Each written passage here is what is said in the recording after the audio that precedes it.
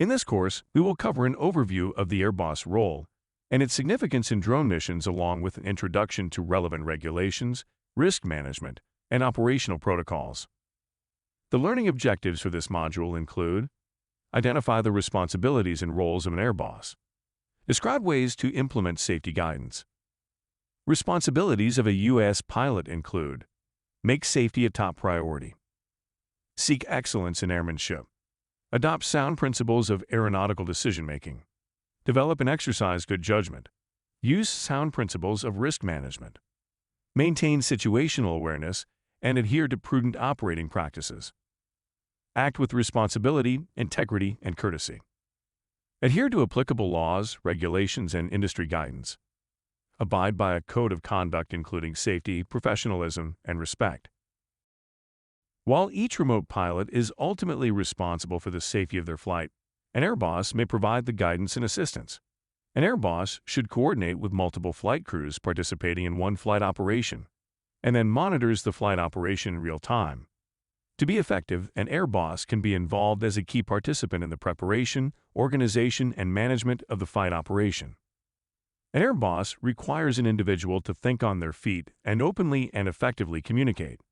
For consideration of an AirBoss, the following skills and knowledge are recommended.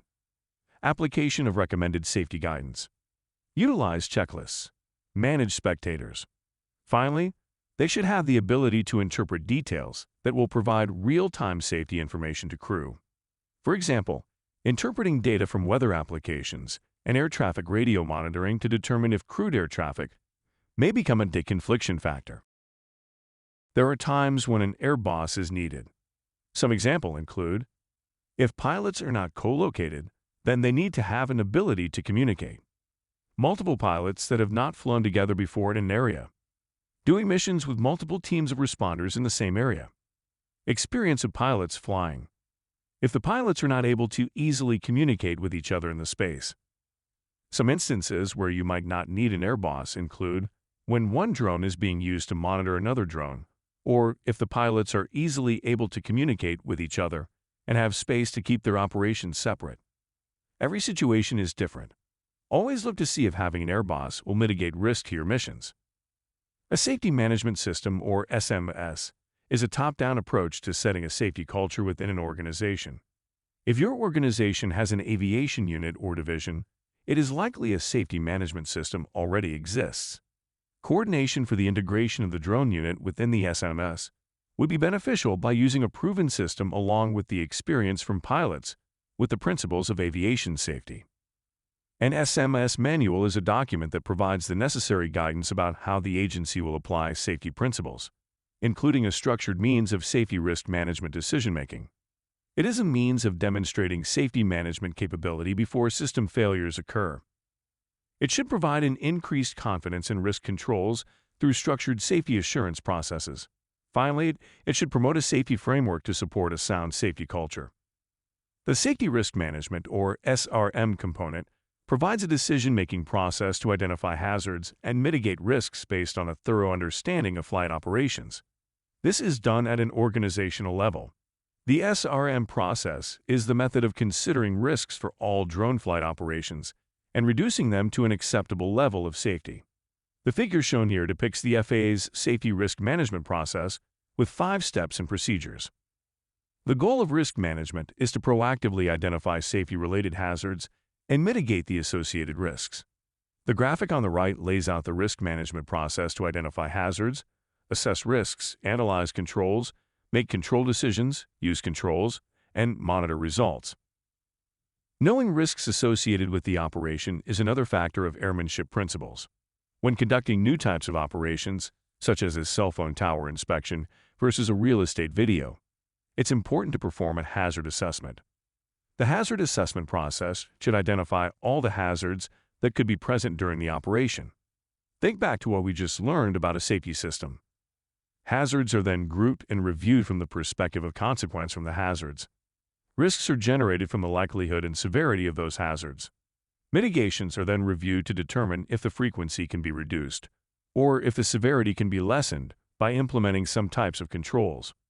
The hazards are then transformed into risks. A risk assessment is developed from possible hazards and converted as a questionnaire. The questionnaire, or risk assessment worksheet, is then designed with the following questions in mind. What is a normal operation of this type? What is considered a low-risk operation? When is the risk just not worth the reward? The end result is a risk assessment tool. If you determine the degree of risk, you have to consider the likelihood and severity of something occurring. This means a thorough understanding of the hazards, risks, and control measures. You might have heard of a Job Safety Assessment, or JSA, and a Risk Assessment, or RA, as it relates to aviation. This is the expectation that an operator must provide an appropriately detailed safety risk assessment for a flight. An air boss should brief the provisions to the operating crew. The air boss should effectively monitor and communicate operational changes as they occur during flight. Some of the changes may be experienced by one flight crew, and another crew could be unaware. The aircraft and equipment used for the flight should be the same as planned during the risk assessment process and documented in an RA or JSA. If there are changes, a new RA or JSA should be generated and the changes communicated to the air boss, crew, and other stakeholders. Flight profiles and aircraft performance, insurance, and safety precautions are often predicated on the specific aircraft and systems. An air boss must be able to obtain, plan for, and communicate local-specific information. Location-specific information, such as regulations or permits, may affect operations. Operators should adhere to any additional requirements for operating drone flights in that area, so the air boss must ensure they are aware of them. Some examples include environmental, local or state government regulations, property owners' policies, safety or security guidance. The air boss should provide assistance in gathering this information and share with the crews. An air boss should gather and retain details of all crew members participating in the flight. The air boss should be the point of contact for all operational matters, including emergencies. The details an air boss should consider include the full name of crew member, their role in the mission, such as a remote pilot in charge, observer, remote pilot, or support crew. A contact number for each crew member during the operation because multiple crew members cannot share one contact number. Remote pilot certificate or license number. Evidence of insurance, if it is applicable, such as when coordinating with an end-user customer at their facility. The air boss should help manage incidents or accidents that occur during the operation. Incidents or accidents should be immediately reported to the air boss, who will initiate an appropriate safety response, including an emergency response plan or ERP as required. The air boss and the remote pilot should communicate to ensure that the event, if applicable, is reported in accordance with the requirements in CFR Part 107.9. If an accident involves a crewed aircraft, the report should be in accordance with Title 49, Part 830. Contact the NTSB Response Operations Center if needed. In many cases, the pilot will be directed to complete a pilot-operator aircraft accident report, which can be found on the NTSB website.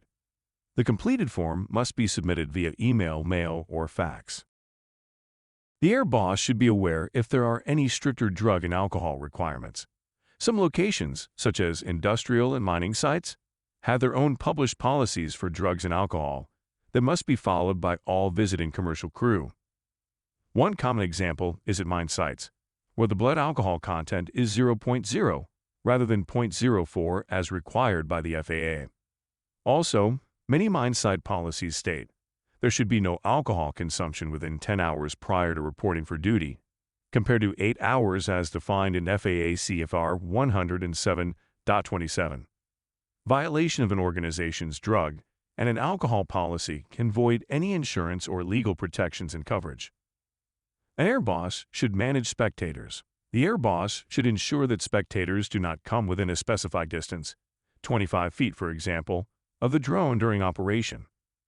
The air boss should provide a safety briefing to all spectators about the operation.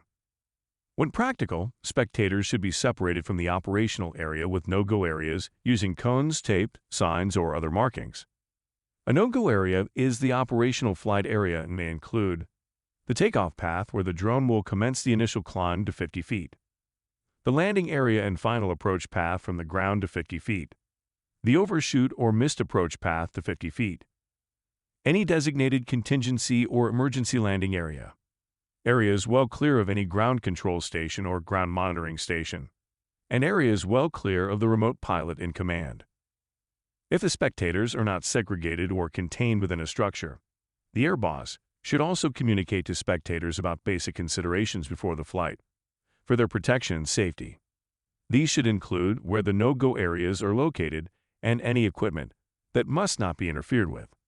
The equipment needed to remain clear of spectators include the aircraft or controller sets that are out on display or waiting to be used by the crew, any computers or components of the ground control station, any other equipment such as stands or batteries, any radio link equipment, including loose radios and phones associated with the crew, and the remote pilots and support crew, along with observers.